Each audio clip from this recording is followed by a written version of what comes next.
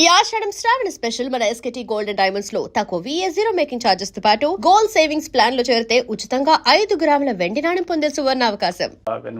Training ఇక్కడ Anantapuram, Hyderabad training AP police academy అప్పలో training 1 year training. Sir training లో మీకు ఇబ్బంది రాలేదా? మీరు సాఫ్ట్వేర్ అవుదాం అంటున్నారు, ఇది వచ్చాయి కొంచెం ఇక్కడ ఫిట్నెస్ వర్క్లు చాలా ఉంటాయి కదా. చాలా ఉంటాయి కానీ అవుట్డోర్ లో ఏ రోజు కూడా నేను సిక్ అవ్వలేదు. అక్కడ ఉన్న 1 year లో ఏ రోజు కూడా హెల్త్ పరంగా సిక్ అవ్వడం కానీ మెడికల్ లో సిక్ అని అంటే ఫిజికల్ గా కాకపోయినా మెంటల్ గా కొంతమంది సిక్ అవుతారు కదా. లేదు, మేము ఆల్రెడీ ఎన్సీసీ లో మాకు ఎక్స్పీరియన్స్ ఉండడం వల్ల 3 years మేము ఆల్రెడీ యూనిఫామ్ వేసుకొని మా ఎన్సీసీ వాళ్ళతో ఫ్రెండ్స్తో బాగా ఉండడము, మా ఎన్సీసీ ఆఫీసర్లతో అట్లా ఉండడం వల్ల అందుకు నాకు అదేం పెద్దగా ఎప్పుడు ఇబ్బందిగా అనిపించలేదు. 1 year లో కూడా బాగా హ్యాపీ ఎంజాయ్ చేస్తున్నాము. చాలా బాగా జరిగిపోయింది ట్రైనింగ్ అంతా కూడా. అంటే పాసింగ్ కూడా పీరియడ్ మీ పేరెంట్స్ వచ్చి ఉంటారు?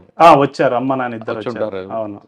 సాఫ్ట్వేర్ వైపు వెళ్ళాల్సిన కొడుకు కాకీలు వేసుకోకపోవడం వాళ్ళ ఫీలింగ్స్ ఏమున్నాయి? అలానేం లేదు, అంటే వాళ్ళు లోకల్లో చూస్తాం, అంటే లోకల్ ఎస్ఐ అంటే ఒక క్రేజీగా ఫీల్ అవుతారు కదా. మోర్ ఓవర్ విలేజర్స్ నుండి వచ్చిన పేరెంట్స్ కదా, మా అమ్మ నాన్న వాళ్ళు కూడా చాలా హ్యాపీగా ఫీల్ అయ్యారు. ఓకే, ఫస్ట్ పోస్టింగ్ ఎక్కడండి? ఫస్ట్ పోస్టింగ్ నేను ప్రొబేషనరీ ఎస్ఐగా ఇక్కడ అనంతపురం 1 town లో చేశాను. ఎవరు ఫస్ట్ ఎస్పీ మీకు అప్పుడు? శ్రీ షాన్వాజ్ కాసిం ఐపీఎస్ సార్ గారు. ఎవరండి? షాన్వాజ్ కాసిం సార్ గారు సార్ ప్రజెంట్ తెలంగాణలో ఉన్నారు. సార్ ఫస్ట్ ఎస్పీ గారు మాకు అనంతపురం డిస్ట్రిక్ట్ లో. సార్ దగ్గరే రిపోర్ట్ చేశాము. మళ్ళీ అప్పుడు next posting individual posting Tadimarri ఇచ్చారు. ఫస్ట్ పోస్టింగ్ ఎక్కడ ఉన్నారు? అనంతపురం 1 town లో ప్రొబేషనరీ ఎస్ఐగా ఉన్నాను. మళ్ళీ తాడిమరి ఎస్హెచ్ఓగా ఇప్పుడు ఎస్ఐ గారు తబ్రే సార్ ఉన్నారు. సార్ ఇప్పుడు కర్నూలు డిస్ట్రిక్ట్ లో ఉన్నారు. మళ్ళీ రాఘవరెడ్డి సార్ అని పోస్టింగ్ చేశారు. అనంతపురం 1 town లో ప్రొబేషన్ తర్వాత తాడిమరి పోలీస్ స్టేషన్, అక్కడ మీరు ఎస్ఐ. అవును, ఇండివిజువల్. ఫస్ట్ పోస్టింగ్ మీకున్న ఛాలెంజ్ ఏమొచ్చింది? ఫస్ట్ పోస్టింగ్ లోనా అక్కడ అంటే కొంచెం అక్కడ ఫ్యాక్షన్ ఏరియా ఉండింది ఒకటి, దాడితోట అని ఒక విలేజ్. ఆ ఊర్లో ఒక 2 groups మధ్యన చిన్నపాటి రైవలరీ ఉండేది. కొంచెం విలేజ్ సూప్రమసీ కానీ వాళ్ళ మధ్య కొంత రైవలరీ ఉండేది. అప్పుడు సార్ మా సిఐ సార్ గంగయ్య సార్, అంటే మేము ఇంకా కొత్తగా వచ్చినాం కాబట్టి సార్ గంగయ్య సార్ బాగా గైడ్ చేసేటోళ్ళు సార్. గంగయ్య గారు అంటే తర్వాత పొలంలేరు చేశారు. సార్ అప్పుడు ఆ విలేజ్ ఒకటే ప్రాబ్లమాటిక్ ఉండింది. ఇంకా మిగతా విలేజ్ అంతా కూడా మళ్ళీ నార్మలే. ఆడొకటి ఆ విలేజ్ పైన కొంచెం ఎక్కువ వాచ్ పెట్టేటోళ్ళం. మీ కార్డన్ సెర్చ్లు అవి చేయడం కానీ, ఫ్రీక్వెంట్గా అక్కడ షీటర్స్ ఉంటే వాళ్ళది హౌస్లు సెర్చ్ చేయడం కానీ, అదేవిధంగా పిలిపించి వాళ్ళు కౌన్సిలింగ్ చేయడం. సార్ మీరు పోస్టింగ్ వచ్చేసరికి ఫ్యాక్షన్ తగ్గింది, కానీ ఆరిజిన్ ఎందుకు వచ్చింది ఇవన్నీ మీరు స్టడీ చేశారు మీరు? ఏ రీజన్ పరంగా అంటున్నాను అంటే ఎందుకు ఫ్యాక్షన్ స్టార్ట్ అయింది అనంతపురం, దాని ఎండింగ్ ఎక్కడ వచ్చిందని? అది ఇంకా స్టార్టింగ్ అనేది మనం కరెక్ట్ పాయింట్ అని చెప్పలేము. ఒక్కొక్క ఏరియాలో ఒక్కొక్క రీజన్స్తో స్టార్ట్ అయిపోయింటాయి. ఎండింగ్ అనేసరికి ఇప్పుడు ఈ రోజు రేపట్లో ఆల్మోస్ట్ ప్రతి ఊర్లో ప్రతి ఇంట్లో చదువుకునే పిల్లలు రావడము, ప్రతి పిల్లోడు కూడా ఏదో ఒకటి ఉద్యోగం చేయాలనుకోవడము, బాగా ఉండాలనుకోవడము.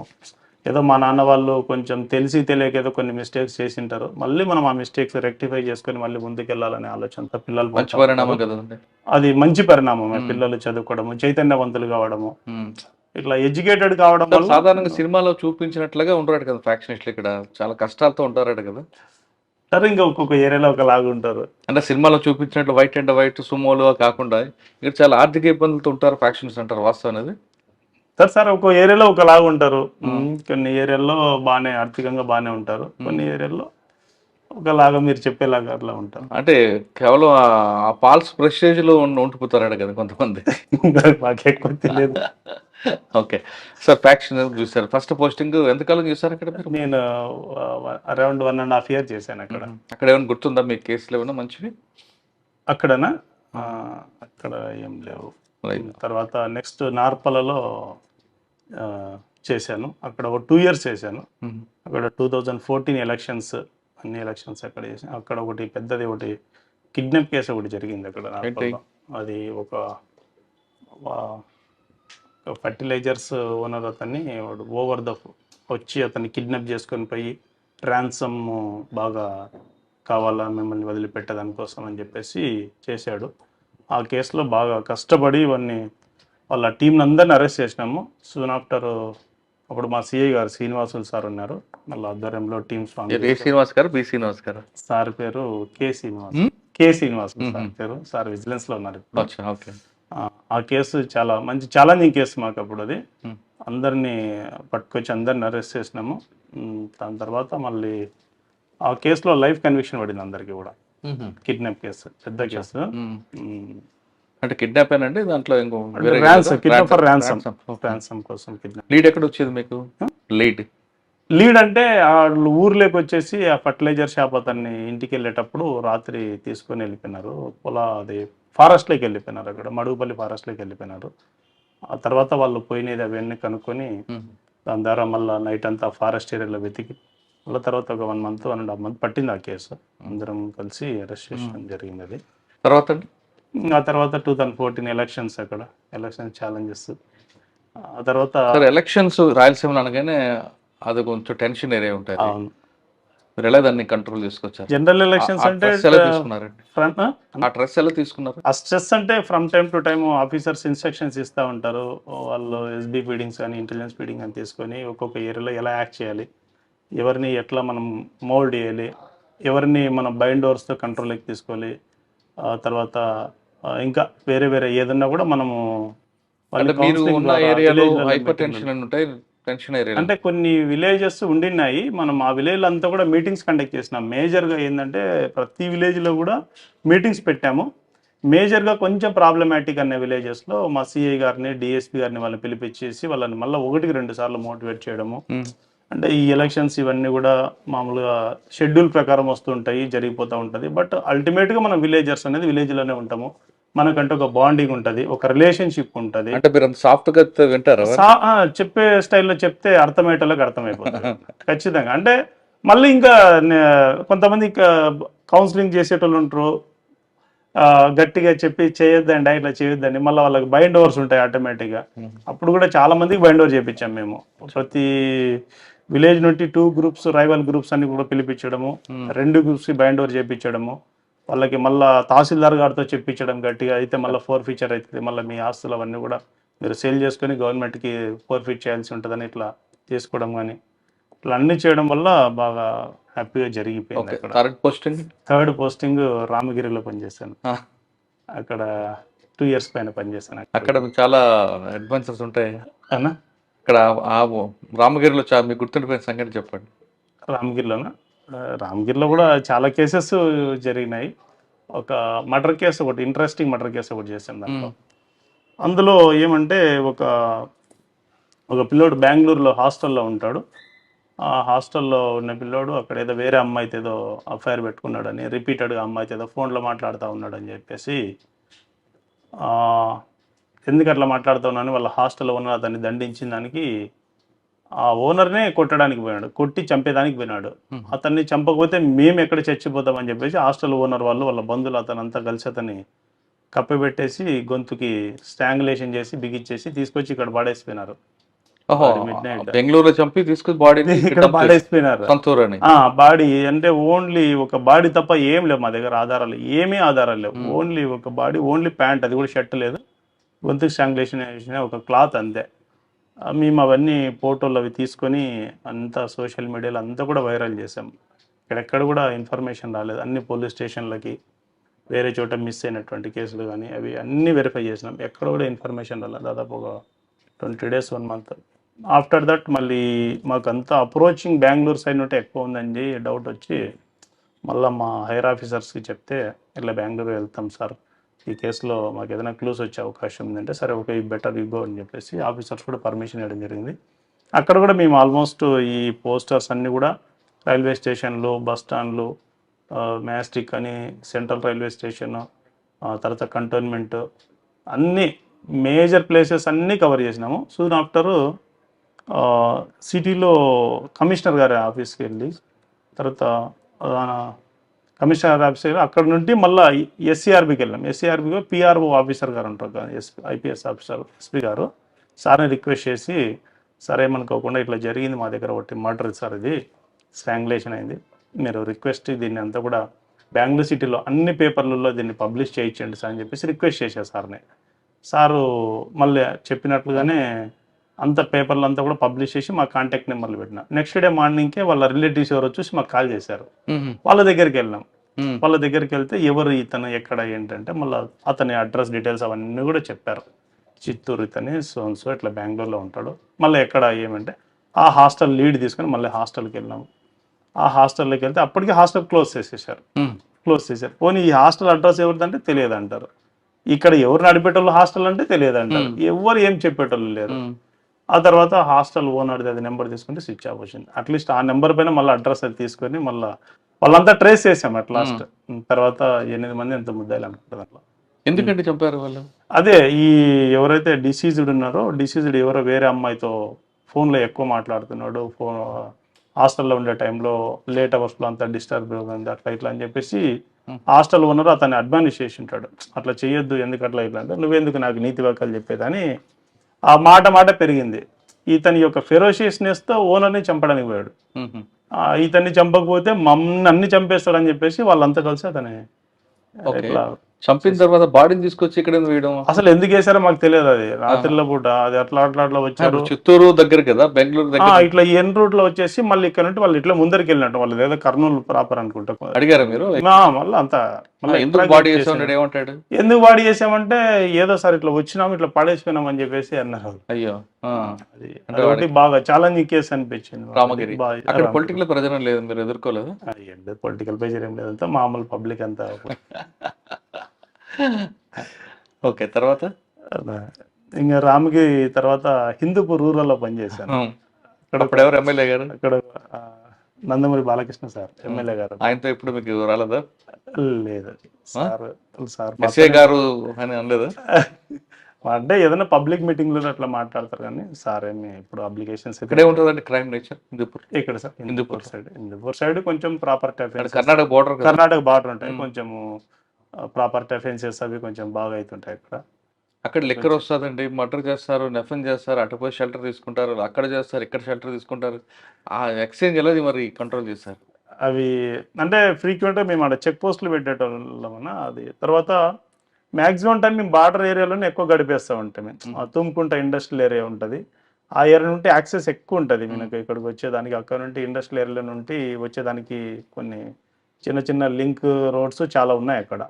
ఆ ఏరియాలోనే కొంచెం ఎక్కువ మూవ్మెంట్ చేసేటోళ్ళం మేము అట్లా రాకుండా. హిందూపురం రూరల్ తర్వాత మళ్ళీ హిందూపూర్ 1 టౌన్. హిందూపూర్ 1 టౌన్ మళ్ళీ 19 ఎలక్షన్స్ హిందూపూర్ 1 టౌన్ లో చేశాను. అప్పుడు సార్ రాజగోపాల్ నాయుడు సార్ అని సార్ సిఐ గారు ఉన్నారు. ఎలక్షన్స్ బాగా హ్యాపీగా జరిగి హిందూపురం రూరల్ చేశారు, హిందూపురం టౌన్ చేశారు. 1 టౌన్ చేశారు. అక్కడ మీకు బాగా గుర్తుండిపోయిన కేసు ఏం లేదు? రెండిట్లో గుర్తుండిపోయిన కండిషన్ అంటే 1 టౌన్ ఉన్నప్పుడు కరోనానే మేజర్. ఎందుకంటే కరోనా అప్పుడు స్టార్ట్ అయిపోయిందన్న బాగా. కరోనా స్టార్ట్ అయినప్పుడు ఫస్ట్ హిందూపూర్లోనే వచ్చింది. అప్పుడు దాని గురించి మనకేం పెద్దగా అవగాహన లేకపోవడము, అంతా పబ్లిక్ అంతా బాగా ప్యానిక్ అవ్వడము.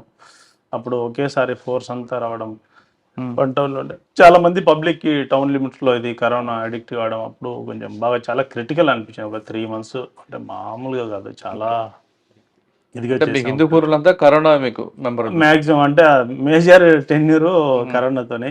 19 ఎలక్షన్ అక్కడ టౌన్ లోనే జరిగిపోయింది. అక్కడ మీకు పొలిటికల్ ప్రెజర్ రాలేదు?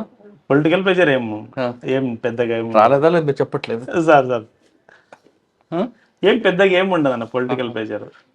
రాయలసీమ కానీ పొలిటికల్ ప్రెజర్ ఉంటాయి కదండి? ఉంటాయి, కొన్ని ఏరియాలో సందర్భాన్ని బట్టి కొన్ని వస్తూ ఉంటాయి, కొన్ని పోతా ఉంటాయి. మేనేజబుల్ చేస్తుంటారు. ఓకే, హిందూపూర్ తర్వాత అండి? హిందూపూర్ తర్వాత అనంతపురం. నేను డిప్యుటేషన్ వెళ్ళిపోయాను ట్రాన్స్కోకి, ఏపీ ట్రాన్స్కో అనంతపూర్లోనే టౌన్ లోనే ట్రాన్స్కోలో ఉన్న డిప్యుటేషన్ లో. తర్వాత అక్కడ నుండి ఇక్కడ 2 years పైన ఉన్న 2.5 years. మళ్ళీ 2023 ఆగస్ట్ లో ప్రమోషన్ వచ్చింది ఇన్స్పెక్టర్ గా. ఇన్స్పెక్టర్ ప్రమోషన్ మళ్ళీ మదనపల్లి తాలూకాకి వెళ్ళాను. అక్కడ ఎంతకాలం చూస్తారు? మదనపల్లి తాలూకా అంతే ఎలక్షన్ ఒక 9 months అరౌండ్. అక్కడ నుండి మళ్ళీ ఇక్కడికి వచ్చి. ఓకే సార్, మదనపల్లిలో మీరు ఎక్కువ చేసిన కార్యక్రమాలు కాలేజ్ స్టూడెంట్స్ ఇంటరాక్ట్ అవ్వడం, కాలేజీలకు వెళ్ళడం, స్కూల్స్కి వెళ్ళడం, అంటే యూత్ని ఎందుకు మీరు టార్గెట్ చేశారు? అంటే నెక్స్ట్ వాళ్ళతో నడపదానక, లేదంటే వాళ్ళు చెడు మార్గంగా వెళ్లకుండా ఉన్నానక? ఈ మధ్య కాలంలో పిల్లలు ఏమైందంటే అక్కడ మదనపల్లి సరౌండింగ్స్లో తాలూకా లిమిట్స్లో స్కూల్స్ కాలేజెస్ అన్నీ ఎక్కువ ఉన్నాయి. అక్కడ పెద్ద స్కూల్స్, వశిష్ట కానీ, తర్వాత Hyderabad public school, Delhi public school, తర్వాత ఆదిత్య ఇంజనీరింగ్ కాలేజీ, ఇలాంటి ఎడ్యుకేషన్ ఇన్స్టిట్యూషన్స్ చాలా ఎక్కువ ఉన్నాయి అక్కడ. అప్పుడు ఈ గాంజా అది కొంచెం ఎక్కువ వాడుతూ ఉన్నారు స్కూళ్ళల్లో కాలేజీల్లో అని చెప్పేసి కొంచెం మనకు బాగా ఇన్ఫర్మేషన్ రావడము, పిల్లల్ని బాగా మోటివేట్ చేయాలా, మళ్ళీ ఇలాంటి దారుణం పడితే రేపు నా పొద్దు వాళ్ళ జీవితం మందవికారం అయిపోతుంది అనే ఉద్దేశంతో మంచి ప్రోగ్రామ్ ఒకటి కండక్ట్ చేసాం అక్కడ ఆదిత్య ఇంజనీరింగ్ కాలేజ్లో. పిల్లల్ని బాగా మోటివేట్ చేశాం దాంట్లో. బాబు మీకు దీనివల్ల గాంజాయి తీసుకోవడం వల్ల వచ్చే మీ కాన్సిక్వెన్సెస్, మీ హెల్త్ ఇష్యూస్ కానీ దాని ఎఫెక్ట్ మీ ఫ్యామిలీ పైన పడడం కానీ, మీ బంధువులపైన, మీ స్నేహితులపైన దీని ఎఫెక్ట్, దాని ఇంపాక్ట్, దాని కాన్సిక్వెన్సెస్ ఎలా ఉంటాయనే విషయాలు కొంచెం బాగా ఎక్స్ప్లెయిన్ చేయడం జరిగింది. అప్పుడు పిల్లలంతా కూడా బాగా మోటివేట్ అయినారు. ఈవెన్ అక్కడ ఉన్నటువంటి కాలేజీ లెక్చరర్లు కానీ, ప్రిన్సిపల్ గారు కానీ వాళ్ళు దీనిపైన బాగా చేశారు సార్ ప్రోగ్రామ్ అని చెప్పేసి. మా రామ్మూర్తి, మా మిత్రుడు ఉన్నాడు హెడ్ కానిస్టేబుల్, అక్కడ మేమంతా కలిసి అక్కడ చేసాము. బాగా మంచి ప్రోగ్రామ్, బాగా సక్సెస్ అయింది అక్కడ ఆదిత్య కాలేజ్లో. అంటే మీరు మోటివేషన్ చేయడం అంటే ఒక ఎగ్జాంపుల్ తీసుకొచ్చి చెప్పడం అని కూడా ఉందా? అంటే అక్కడ చాలా విషయాలు చెప్పాము. అంతే ఆ ప్రోగ్రాంలో అంటే ఇట్లా జరగడం వల్ల కొన్ని ఎగ్జాంపుల్స్ కూడా తీసుకొని చెప్పాం దాంట్లో. వీళ్ళు ఇట్లా పలానాలు ఇలా ఉండేటోళ్ళు, వాని వల్ల ఇట్లా జరిగిపోయింది, ఇలా జరగడం వల్ల వాళ్ళంతా కూడా వాళ్ళ లైఫ్ ఇట్లా అయిపోయింది అని చెప్పేసి చేసి వాళ్ళకంతా పిల్లలకంతా కొంచెం ఎగ్జాంపులర్గా తీసుకొని పోయేసి చెప్పాము. పిల్లలు మార్పు వచ్చింది అనుకోవడం మీరు అనుకున్నారా, లేదా మీరు చెప్తున్నప్పుడు వింటూనే ఉన్నారా? పిల్లలకి బాగా అర్థమైంది. అంటే దాన్ని ఇప్పుడు చెప్పినప్పుడు అందరూ విన్నట్టనే ఉంటారు, కానీ అందులో కొంతమంది మాత్రమే అర్థం చేసుకుంటారు, అందులో కొంతమంది మాత్రమే ఆచరణలోకి వెళ్ళిపోతారు. అందరూ విన్న వాళ్ళంతా కూడా సక్సెస్ అవుతారని చెప్పేసి మనం అనుకోలేము. బట్ అట్లీస్ట్ సోషల్ రెస్పాన్సిబిలిటీగా మన దగ్గర మన బాధ్యత అయితే మనం చేయవలసింది. ఓకే సార్, మదనపల్లిలో మీరు ఆ వాళ్ళని టార్గెట్ చేయడం వెనక మీకు మెయిన్ ఛాలెంజ్ అక్కడే వచ్చిందా, లేదా వేరే క్రైమే ఉంది అక్కడ? అంటే క్రైమ్ లేక వీళ్ళు టార్గెట్ చేశారు? క్రైమ్ లేక ఏమన్నా ఆడ ఫుల్ క్రైమ్ రిపోర్టింగ్ చాలా ఎక్కువ ఉంటుంది, కేసెస్ కూడా అక్కడ. అందులో more over election crime reporting బాగా ఎక్కువ ఉంటుంది, కేసెస్ లేక ఏం కాదు కానీ. బట్ ఇది ఒక సోషల్ రెస్పాన్సిబిలిటీ కింద తీసుకోవడము. తర్వాత హైర్ మీకు బాగా గుర్తుండిపోయిన కేసు చెప్పండి మదనపల్లిలో. ఒక మర్డర్ కేసు ఉంది అని వాడు జైల్లో ఉన్నాడు. ఏది? ఒకటి మర్డర్ కేసు ఉంది, వాడు జైల్లో ఉన్నాడు అన్న. సిఏ గారు భార్యని చెప్పింది సిఏ గారు. అది కాదు, అప్పుడు వచ్చేసా నేను. ఒక అన్నోన్ డెడ్ బాడీ ఒక కేసు చేశాను నేను. అది ఒక lady literally she's a just like beggar. ఆమె ఒక డిసెంబర్ 13th అనుకుంటుంది, డిసెంబర్ 13th ఒక అన్నోన్ ఫీమేల్ డెడ్ బాడీ దొరికింది మాకు అక్కడ తట్టివారిపల్లి చెరువు కట్ట దగ్గర. ఆ డెడ్ బాడీ దొరికినప్పుడు ఆ డెడ్ బాడీ చూస్తేనే అది మాకు అప్పుడే డౌట్ వచ్చింది, ఇది ఏదో జరిగినట్లని. సార్కి చెప్పాము, ఎస్పీ గారికి చెప్తే సరే సస్పీషియస్ డెత్ కింద కేసు రిజిస్టర్ చేయండి అని చెప్పేసి చెప్పారు. సస్పీషియస్ కింద కట్టాము, మళ్ళీ సూన్ ఆఫ్టర్ పిఎంసీని బేస్ చేసుకొని ఆల్టర్ చేసుకోవచ్చు అని చెప్పేసి.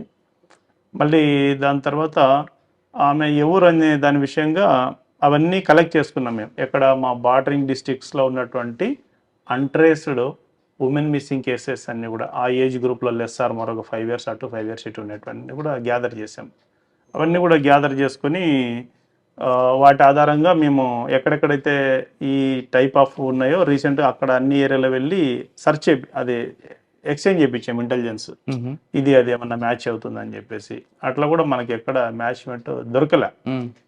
అయితే ఆ బాడీ పైనటువంటి కొన్ని ఆర్టికల్స్ ఏవైతే ఉన్నాయో, ఆ శారీ, ఆ పెట్టికోటు, జాకెట్ అవే ఉన్నాయి మనకి. ఇంకా పెద్ద ఆర్టికల్స్ కూడా ఏం దొరికింది అక్కడ సీన్లో. జస్ట్ వాటినే పాంప్లెట్స్ వేసేసి ఆమె చనిపోయిన ఆమె జస్ట్ లైక్ ఈ మీద ఒక below middle class level BPL family లాగా అనిపించిందని కొంచెం ప్రామినెంట్ ఏరియాలంతా కూడా మేము అడ్వర్టైజ్ చేసాము. అన్ని కూడా పాంప్లెట్స్ పంపించేసి టీమ్స్ పెట్టేసి హాస్పిటల్స్, పబ్లిక్ గ్యాదరింగ్ ప్లేసెస్, ఈ రైల్వే స్టేషన్లు, బస్ స్టాండ్, ఆర్టీసీ బస్ స్టాండ్లు అవి ఇవి చూస్తే ఈ బస్ స్టాండ్లలో సాయంత్రం పూట వెతికిస్తాంటాం. ఎందుకంటే పగలంతా గుజరి ఏరుకుంటే రాత్రి పడుకునే షెల్టర్ జోన్ లాగా బస్ స్టాండ్ దగ్గరికి వస్తూ ఉంటాయి మదనపల్లిలో. అక్కడ వాళ్ళకి చూపించాము ఇవన్నీ, ఇది ఎవరన్నా చూసారు ఇది అంటే. అందులో ఎవరో కొందరు చిన్న ఐడెంటిఫికేషన్ చెప్పారు, ఈ శారీ పలానా పాప కట్టుకునేది, పలానా లక్ష్మి కట్టుకునేది అని చెప్పేసి అట్లా చెప్పారు. ఓకే ఆమె ఏం పని చేసేది ఏమి అంటే, ఆమె గుజిరి ఏరుకుంటుంది బస్ స్టాండ్, రైల్వే స్టేషన్ చుట్టుపక్కల పేపర్లు, plastic empty water bottles surrounding ఇలాంటివన్నీ ఏరుకొని వేస్తుందని. సరే పోనీ నెక్స్ట్ ఎక్కడ వేస్తుంది ఇవన్నీ పేపర్లు అవన్నీ అంటే, ఇవన్నీ కూడా పలానా గుజిరి షాప్లో వేస్తుంది అని చెప్పేసి చెప్పారు. మళ్ళీ అక్కడ గుజిరి షాప్ దగ్గరికి వెళ్ళినాం, వాళ్ళతో మాట్లాడినాం. ఎవరు హూయిషి ఈ బట్టలు పెట్టుకునే టైమే మీకు ఇక్కడికి వస్తుందంట కదా, ఆమె పేరు పలానా పలానా, మీరు ఇచ్చేటోళ్ళకి ఆధార్ కార్డులు ఇవన్నీ ఇస్తారు కదా మీ దగ్గర, మీరు పెట్టుకుంటారు, మెయింటైన్ చేస్తారు కదా, అట్లీస్ట్ అవి ఇవ్వండి మాకు ఆధార్ కార్డులు అని చెప్పేసి చెప్పాం. తీస్తే అందులో ఒక అమ్మాయిది ఒక ఆధార్ కార్డు వచ్చింది. మళ్ళీ నెక్స్ట్ వాళ్ళ అడ్రస్ చూస్తే తవలము పక్కన నిమ్మన్పల్లి మండలం. ఆ తవలంకి వెళ్ళేసి మళ్ళీ అక్కడ కూడా ఎంక్వైరీ చేయించాం. ఎంక్వైరీ చేపిస్తే ఆమె పేరు ఇక్కడ పిలుచుకునే పేరు లక్ష్మీనగా, అందులో భూదేవి, కత్తి భూదేవి అని పేరు. ఆ భూదేవి తీసి ఆమె ఆధార్ కార్డు తీసి మళ్ళీ సచివాలయంకి వెళ్ళి ఆమెకి ఇది మంత్లీ పెన్షన్, గవర్నమెంట్ పెన్షన్ వచ్చేదే కదా వీడియో, అవన్నీ వెరిఫై చేసి అవన్నీ కూడా కరెక్ట్ ఉన్నాయి, మ్యాచ్ అయిపోయింది. మళ్ళీ నెక్స్ట్ వాళ్ళ పిల్లలకి వాళ్ళకి ఇంటిమేషన్ ఇచ్చాం.